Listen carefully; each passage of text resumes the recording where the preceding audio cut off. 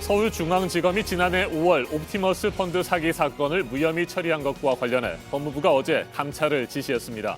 추미애 법무부 장관이 이틀 전 국정감사에서 감찰을 검토하겠다는 뜻을 밝힌 지 단 하루 만에 곧바로 감찰에 착수한 겁니다. 당시 서울중앙지검장을 지낸 윤석열 검찰총장을 직접 겨냥한 것으로 해석됩니다. 네, 법무부와 대검찰청이 합동으로 이 부실 수사 의혹에 대한 감찰에 이제 들어가게 될 텐데요. 당시 사건을 맡았던 수사팀은 반박하고 나섰습니다. 적법한 절차에 따라 나온 결론이었다는 겁니다. 박지영 기자가 보도합니다. 추미애 법무부 장관은 국정감사에서 옵티머스 자산운용사에 대한 초기 수사가 부실했다는 의혹을 제기했습니다. 윤석열 검찰총장에 대한 감찰 가능성도 언급했습니다. 로비에 의해서 이 사건이 무마됐다라는 의혹도 제기되기 때문에 감찰을 통해서 검토해볼 여지가 있다 생각합니다. 추 장관은 이 발언 하루 뒤 곧바로 감찰을 지시했습니다. 이에 따라 법무부와 대검찰청이 합동으로 부실 수사 의혹에 대한 감찰에 착수합니다. 지난 2018년 한국전파진흥원은 옵티머스 자산운용사를 횡령과 사기 혐의 등으로 서울중앙지검에 수사해달라고 의뢰했습니다. 검찰은 지난해 5월 이 사건을 혐의 없음으로 종결했습니다. 그런데 당시 서울중앙지검장이었던 윤석열 검찰총장과 사건 담당 변호사가 과거 국정농단 특검에서 함께 활동한 경력이 공개됐고 부실 수사 의혹으로 이어졌습니다. 당시 수사팀은 반박했습니다. 책임자였던 김유철 당시 서울중앙지검 형사 7부장은 검찰 내부망에 글을 올렸습니다. 수사 의뢰인이 소극적이고 자체 조사와 금감원 조사 결과 문제가 없었다고 진술했다며 수사 의뢰인에 대한 조사를 거쳐 수사 의뢰 범위를 확정한 후 이에 대해 모두 수사하고 판단했기 때문에 부실 누락 수사가 아니라는 겁니다. 계좌 추적과 압수수색이 이뤄지지 않았다는 지적에 대해서도 해명했습니다. 수사 의뢰인의 진술이 불분명하고 증거가 부족했기 때문에 계좌 추적 등 압수영장이 발부될 가능성은 희박했다고 주장했습니다. JTBC 박지영입니다.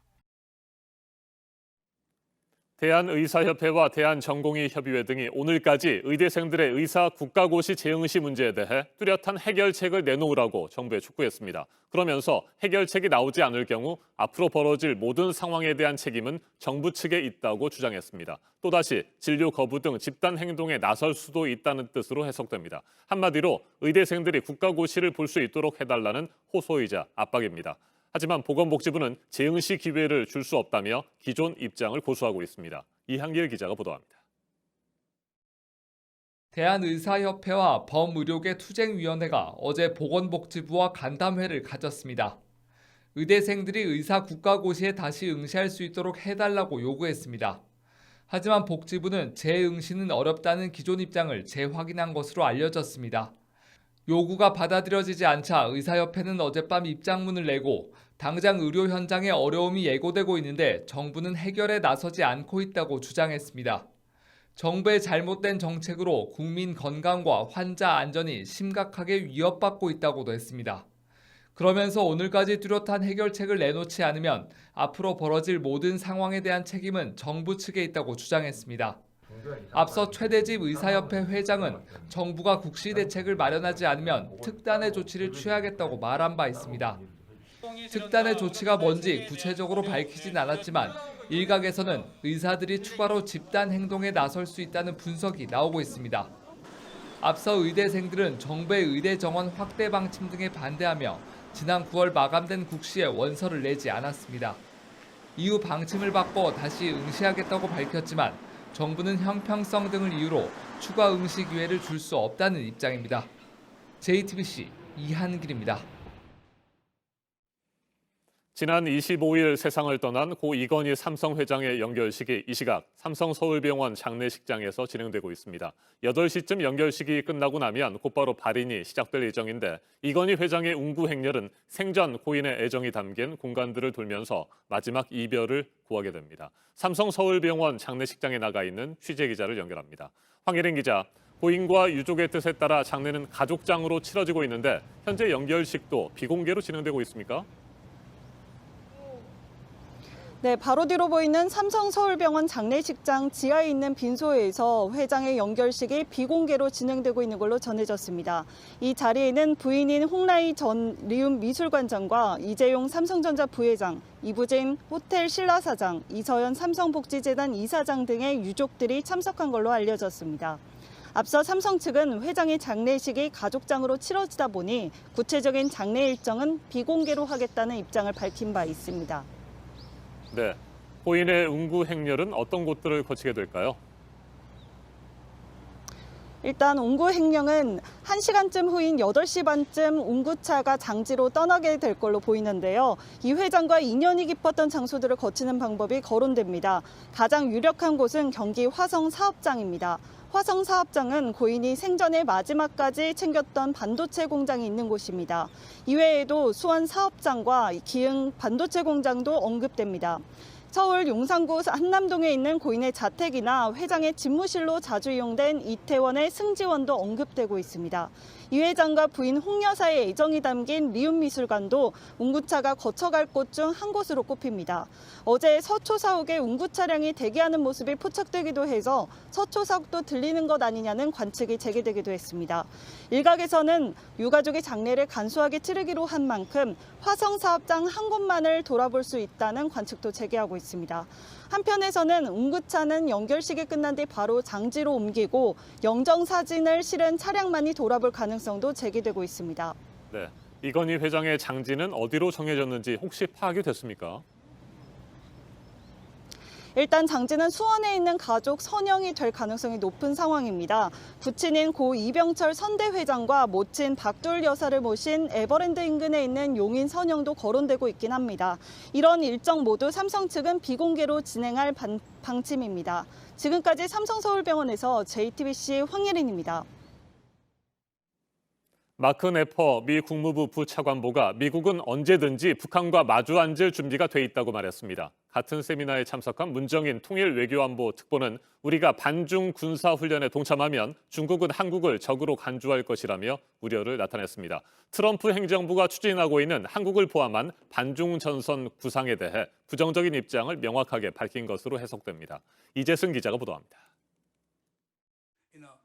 미국 싱크탱크 애틀랜틱 카운슬과 동아시아 재단이 한미 동맹의 미래와 미중 전략 경쟁을 주제로 화상 세미나를 열었습니다. 마크 네퍼 미국 국무부 동아태 부차관보는 북한 비핵화와 관련해 대화를 통한 해결을 강조했습니다. 북한에 대한 외교의 문이 열려 있고 언제 어디서든 마주 앉을 준비가 돼 있다고 했습니다. 이를 위해 한국과 미국이 함께 역할을 해야 한다고 강조했습니다. This was a relationship between the U.S. and the Republic of Korea that was very focused on the peninsula. This was a relationship that was very focused on. 문정인 대통령 통일외교안보 특보는 미국은 한국의 제1동맹이고 중국은 전략적인 경제 파트너라고 강조했습니다. 미국이 현재 일본과 인도, 호주 등과 협의 중인 이른바 쿼드 플러스 구상에 한국이 포함되는 것을 우려한 발언입니다. Military alliance against China, then I think that will pose a very existential dilemma to us. 한편 마이크 폼페이오 미국 국무장관은 국제 종교 자유의 날을 기념한 성명을 내고 가장 지독한 종교 자유 박해 국가로 중국, 이란과 함께 북한을 꼽았습니다. 비판의 초점이 중국에 둔 성명이긴 하지만 트럼프 행정부가 그동안 대선을 앞두고 북한을 자극하지 않았다는 점에서 이례적입니다.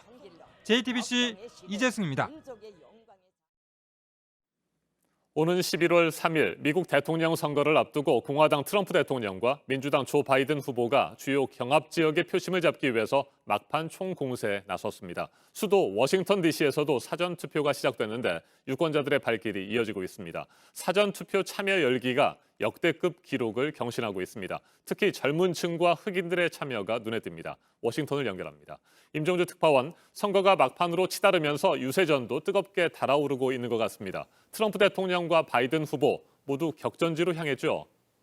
네, 트럼프 대통령은 주요 6대 경합주로 꼽히는 미시간주를 시작으로 위스콘신주와 네브라스카주에 이르기까지 하루 3차례 유세를 이어가고 있습니다. 바이든 후보는 격전지 조지아주로 향했습니다.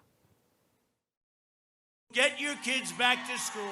And you know what else? I'm also getting your husbands They want to get back to work, right? They want to get back to work. We're getting your husbands back to work. Anger and suspicion are growing, and our wounds are getting deeper. I know this country. I know our people. And I know we can unite and heal this nation. 또 트럼프 대통령 측에선 멜라니아 여사가 오늘 핵심 경합주인 펜실베니아주에서 단독 유세를 시작하는 등 선거를 꼭 일주일 앞두고 지원 유세에 합류했습니다. 바이든 후보 측에선 오바마 전 대통령이 격전지 플로리다 나라가 투표 참여를 호소했습니다. Donald is a fighter. He loves this country and he fights for you every single day. If we vote like never before, then we will elect Joe Biden, President of the United States. We'll elect Kamala Harris, Vice President of the United States. 네, 사전투표 참여자가 지난 2016년 대선 때보다 크게 늘어나는 등 열기를 이어가고 있는데 수도 워싱턴 DC에서도 사전투표가 시작됐군요. 네, 그렇습니다. 이곳 워싱턴에서도 선거를 일주일 앞둔 오늘부터 사전투표가 시작됐습니다. 투표소 30여 곳에는 이른 아침부터 유권자들의 발길이 이어졌습니다. 지금까지 미국 전역의 사전투표 참여자는 7천만 명으로 4년 전 총 사전투표수 5,830만 명을 크게 앞질렀고 전체 투표수의 절반에 이르는 수치이기도 합니다. 특히 젊은 층과 흑인들의 참여가 늘었다고 이곳 언론들은 전하고 있습니다. 일견 민주당에 유리한 측면이 있지만 선거 당일 공화당 유권자들이 투표장에 몰릴 수 있다며 예측과 관련해선 신중한 반응들이 나오고 있습니다. 네, 어제 이 시간에 뉴욕에서 친트럼프 시위대와 반트럼프 시위대가 충돌했다는 소식 전해드렸습니다. 실제로 대선이 끝난 이후에 혼란과 불안이 클 것으로 미국 국민들은 우려하고 있는지 궁금합니다. 총기 구입과 생필품 사재기 움직임이 나타나고 있다면서요.